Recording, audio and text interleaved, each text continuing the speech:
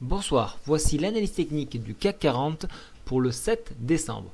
Une nouvelle hausse, encore une fois, poussée par des indicateurs américains, mais on n'a pas tenu compte des mauvaises nouvelles. Bon, on fait avec, on y va, c'est Noël.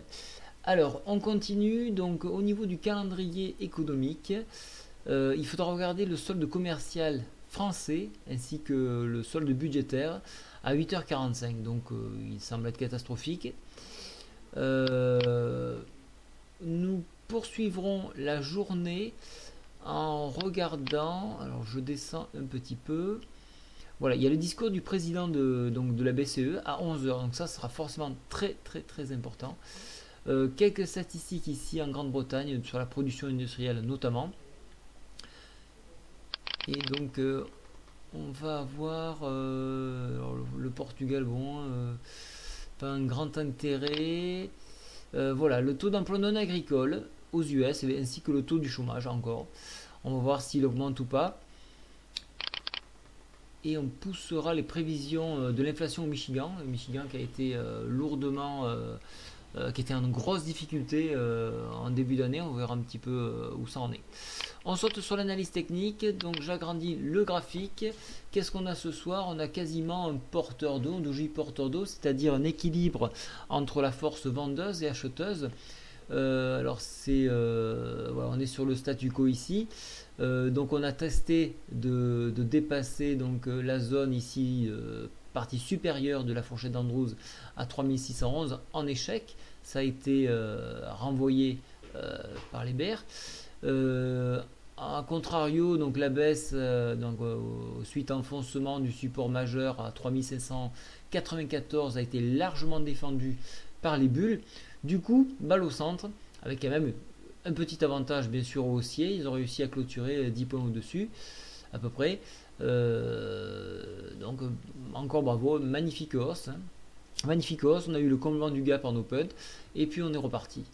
Alors pour demain, qu'est-ce qui se passe? Donc pour les haussiers, le nouveau défi sera bien évidemment de revenir au contact donc, de cette partie supérieure ici à 3615. En dépassement, venir chercher le haut de la Bollinger, 3638. Et pour les baissiers, revenir tester une nouvelle fois de plus le support majeur 3595. En enfoncement, venir chercher la MM7 sur 3579. Alors là, ça devient de plus en plus délicat. On a toujours une MACD croissante. Les volumes étaient un peu plus intéressants qu'aujourd'hui. Donc je vais jeter un œil d'ailleurs sur les volumes que je n'ai pas regardé aujourd'hui. Du moins en clôture.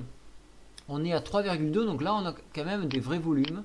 Donc là c'est beaucoup plus suivi. Donc est-ce que les gens reviennent dessus? Est-ce que alors moi j'ai vu qu'un point hebdo avait été touché, un contact au niveau de la Bollinger. Il se peut que des bears ont lâché prise et tout de suite se soient fait racheter. Donc voilà pourquoi il y a eu des volumes. Donc je l'explique comme ça. Au niveau du stochastique, on voit combien de recroiser à la hausse, toujours en étant en zone de surachat. Donc tout semble repartir à la hausse, ce qui est aberrant.